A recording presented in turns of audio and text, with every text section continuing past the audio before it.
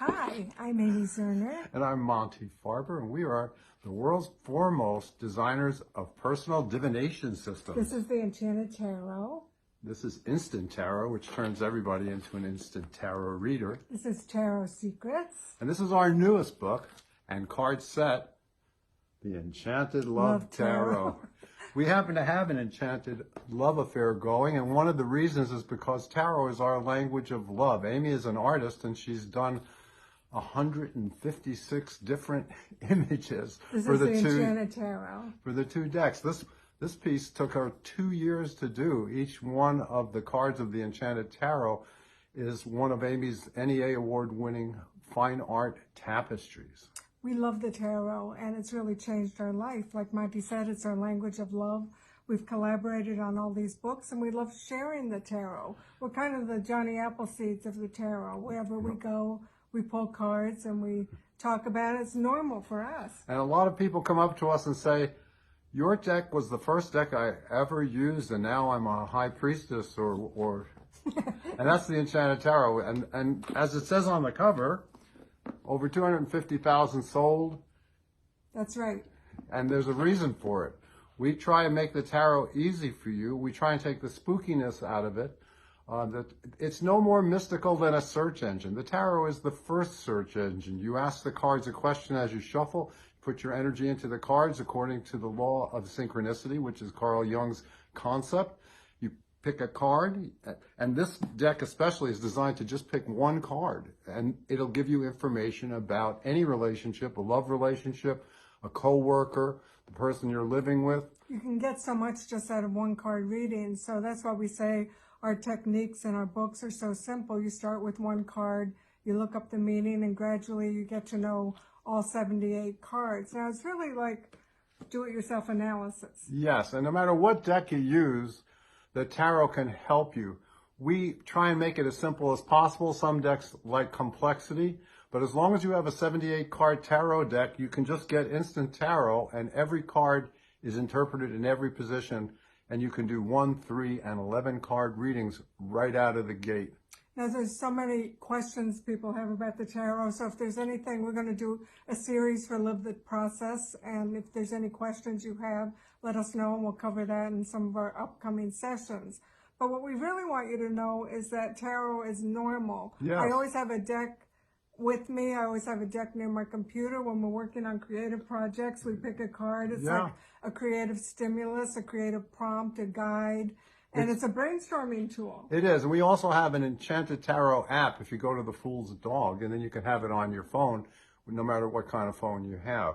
One thing that's wonderful these days is tarot is so popular. We got into it when we were quite young, and it's an ongoing journey, and there's a journey in the tarot itself. But right, that's the major arcana. We love it. It's like a hot topic, and it's so visual. So you pick a deck by the art that you're attracted to, which I hope it's mine.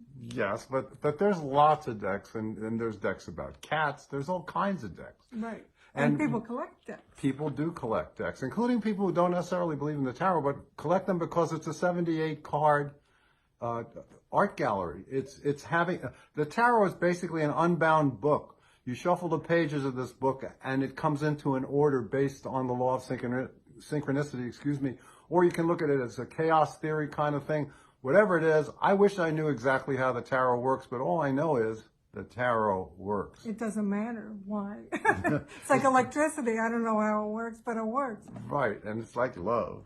That's right. It's undefinable. But we're always trying to understand other people, which the tarot is great for, to do readings for your friends. I mean, that's a great way to learn the tarot and to share it.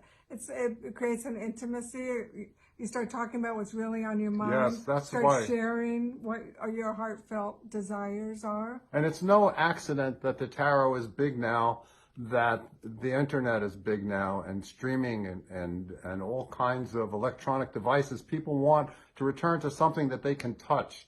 And the tarot, you pick this card when you're thinking, we can do it right now. That's right. So what'll be the Do you have a question, sir? I do, ma'am. I have a question regarding something I just submitted. I want to know what the reaction to it. Okay, so I just want to say there's no wrong way to shuffle. There's no wrong way to pick a card. Right. We don't like too many rules. Right, and we surely do not like the superstition that you have to have someone buy a deck for you. Buy your own tarot deck. This way you're going to use it. If someone just gives you one, you might not like it. Okay, so I see myself submitting, hitting the button, submitting this thing, and how is it going to be? This means they're going to reevaluate it. That means I have to change it. So this reevaluation card, you can see she's looking over 4 hearts. I use hearts instead of cups, which hearts Yes. are emotions. Right. And we're going to go over the suits on some upcoming sessions to get more specific. But so you get the reevaluation card. How does that make you feel, sir? It makes me feel a little bit sad, ma'am. But let's see what I can do to make it better.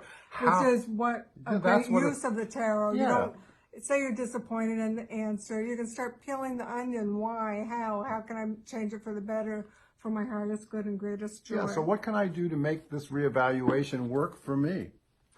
And this is something that bleeds over into your life, and eventually you start to not get so upset in traffic or when so attacked. when your public transport is delayed.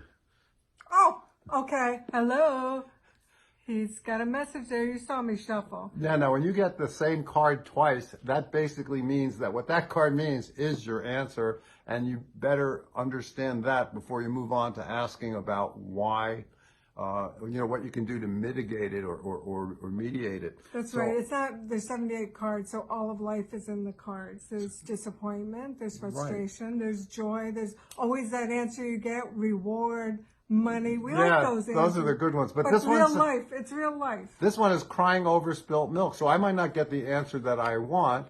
And there's always there are a lot of negative cards in the tarot. There's even a death card, and I've gotten it over 100 times. I'm still alive. And it doesn't mean death, like you're going to die. It means end something. Something's going to end. Something has to end completely before a new thing is going to happen. I mean, it can mean a death. And if you've asked, should I take this should I take this particular airplane flight, and I got the death card, I don't think I'd go on that particular flight. Well, it helps you come to terms with your feelings, your attitudes. Right. Maybe you are very attached to what you're asking about, because I know what you're asking about. But anyhow, it's therapeutic that way. You put your cards on the table, you get a higher perspective, right? Right. And you're talking about a commercial project, so there always are tweaks and turns and changes. And that 4 of hearts in our deck, we think of that as crying over spilt milk. So I have to be very careful about crying over spilt milk. If something's changed or someone says yes or something doesn't happen or whatever, you just got to roll with it. And that is one of the best uses of the tarot, is it helps you be a better person. And also to reflect on it, how it makes you feel, because we can always, it's not etched in stone. We can change. Yes. What by tweaking ourselves, by tweaking our attitudes, and doing what the card said, maybe tweak your project. Right, and maybe they haven't even gotten it, because in this day and age of, I didn't get your email. Oh, right, you asked about clicking on it. Yeah, I saw myself clicking on it. Maybe I didn't do such a great job clicking on it. But that's the whole thing. The tarot is an ancient thing, but it applies itself to the 21st century, and I think it's an essential part of the 21st century. So if you're thinking about getting a tarot, and you're asking mainly love questions, because that's what's usually asked, please check out the Enchanted Love Tarot, which just came out from Red Feather Publishing. And if you have a deck and it's sitting in the drawer and you haven't used it and you want to use it, this book will get you up and running as soon as you open the book. It's Instant Tarot. And if you want to see the most amazing art in the world, of course this is amazing too, but the Enchanted Tarot, which has started all those Wiccan priests onto their and priestesses especially onto their path in life. Get the Enchanted Tarot, which has been out continual press since 1990. All our books usually stay in print, and we're really glad that tarot is now such a hot topic on Instagram and Facebook and all the other social media things. Because we love the tarot. And we started a lot of people on this, so go with the original gangsters of tarot. I'm Monte Farber. Amy Zerner. See you next